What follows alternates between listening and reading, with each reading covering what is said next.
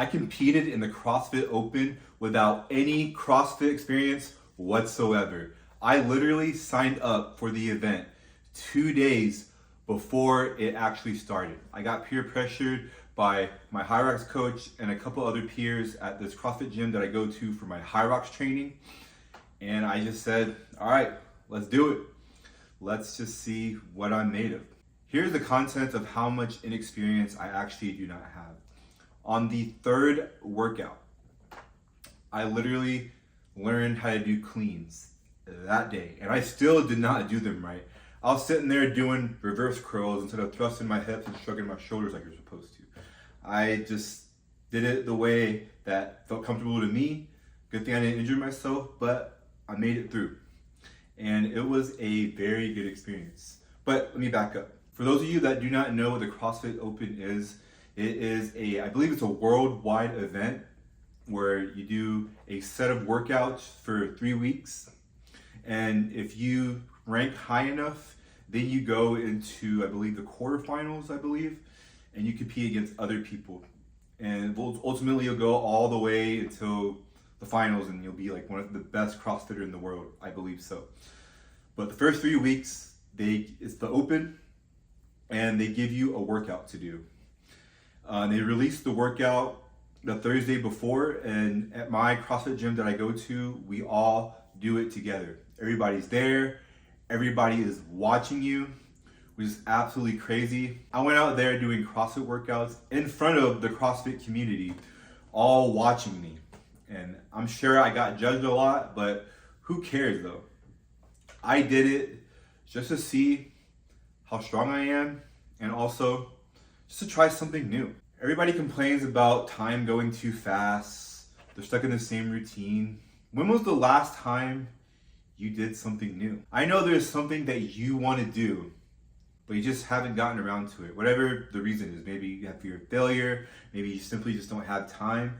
Make time to go and do something new, something you've always wanted to try. Obviously, it doesn't have to be as extreme as the CrossFit Open, but maybe you want to go on a trip. Go do it.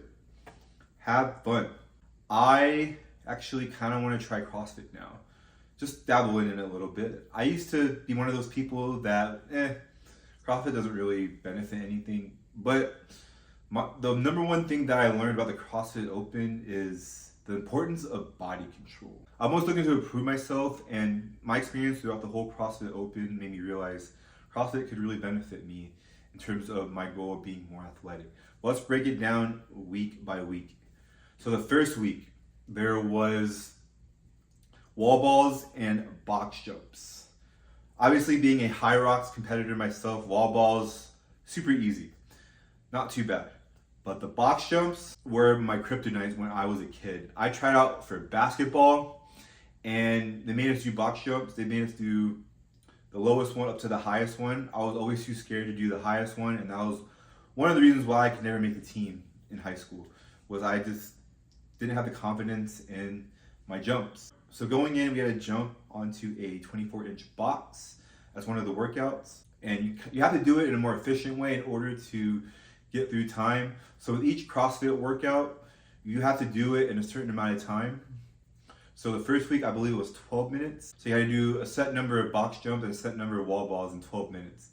And it's very, very, very, very, very condensed. And you have to learn how to move your body more efficiently to get through it. But I was just doing regular box jumps. I was just jumping on the box, stepping off.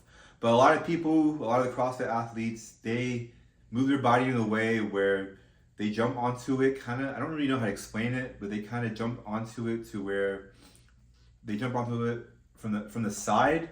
So that way they don't have to spend a lot of time getting off the box. They kind of, as soon as they jump on there, they can kind of twist their body and get off of it right away.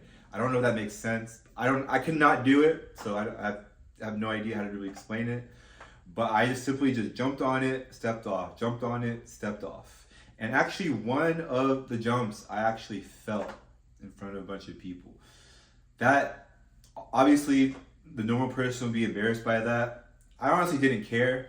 I already knew I don't have experience. I'm just there to try it out, just to see how far I've really come in my fitness journey.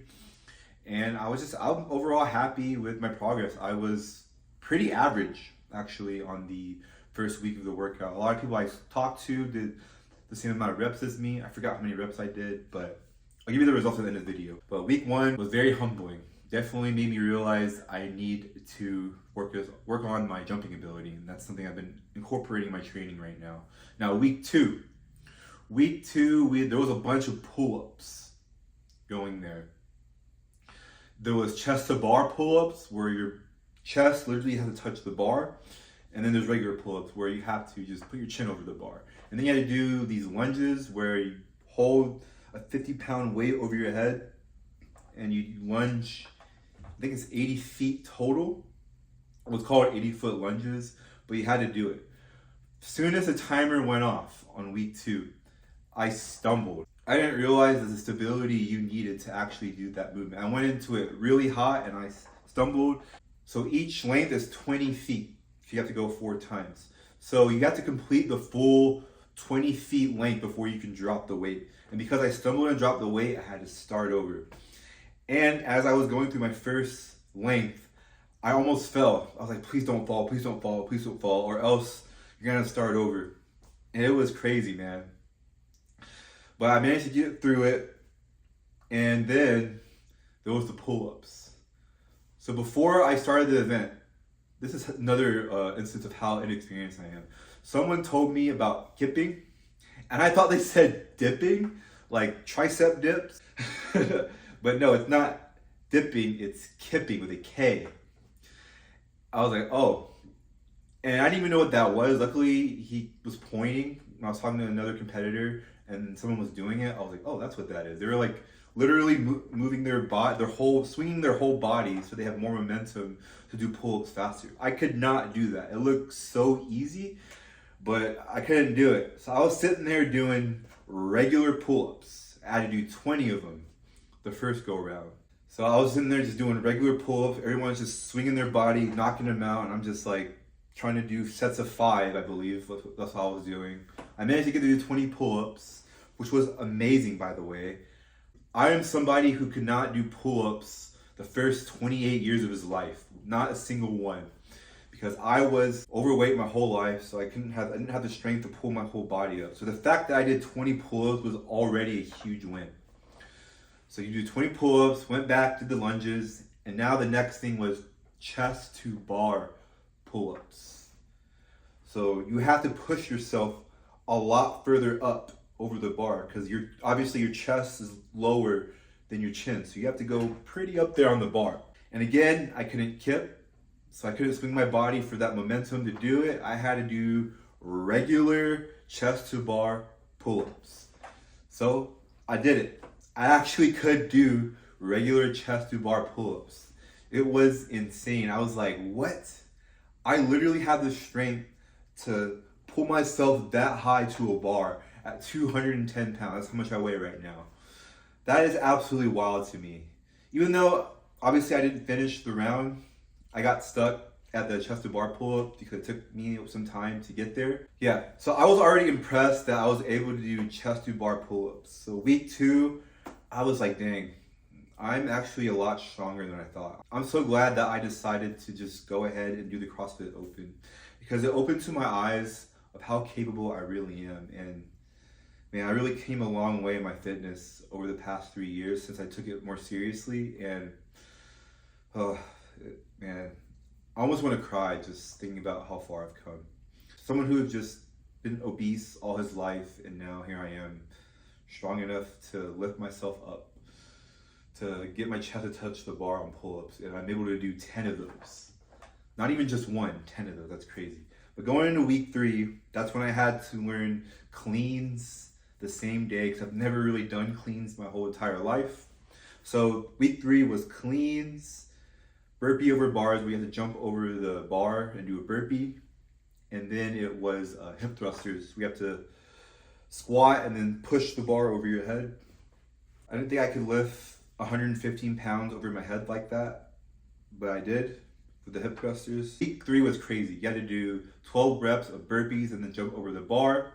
So burpee, jump 1, burpee, jump 2. That'll be 2 reps. and then you had to do cleans and hip thrusters. You had to do 12 of those. You have to do that for 2 rounds, and then the weight goes up. The highest weight was 135. I managed to hit 115. But I did not have the best form. I was doing reverse curls on the cleans instead of using my whole body to lift it up. I was literally using my arms and then coming back down. It was absolutely nuts. But I managed to get through the second round, I believe. I think the first half of the second round, if I'm not mistaken. I did make it to the second round, and I was happy with that, honestly. And a lot of people were telling me how strong I really was, and the CrossFit community was very supportive of me, and they were very encouraging, and they were telling me just, wow, it's really impressive that you were able to do that with the bad form that I had. But it was crazy. It was a really good experience. Let me go over the results. So overall, specifically at the gym I went to, there was, I believe, 44 people that competed, and I ranked 23 in that gym. So I was about average with no CrossFit experience. To me, that's a huge win in my book. And people at that gym are in really good shape. That gym has high standards. There's a track star that goes there that someone told me that's 16 years old. They were recommended to go train at that gym to get better. There are 60-year-olds that can do handstand push-ups. They can run sub 8-minute miles casually. So that gym had a lot of good athletes. So I competed against a lot of good athletes and still managed to be average. Not bad for someone that has no CrossFit experience. I'm happy with it. It was a fun experience overall. I'm glad I challenged myself. A lot of ferrets, like I said, with the chest to bar pull-up especially. You just never know what you're capable of. So I encourage you, one takeaway I want you to get from this video, go challenge yourself. You just never know what your body can do. Put yourself in a situation where you're forced to push yourself, and you'll be shook at how much you can actually do. Thank you all for watching. That is my experience competing in the CrossFit Open as someone who has no CrossFit experience.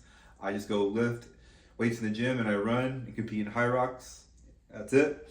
But anyways, I'll see you guys in the next one. Peace.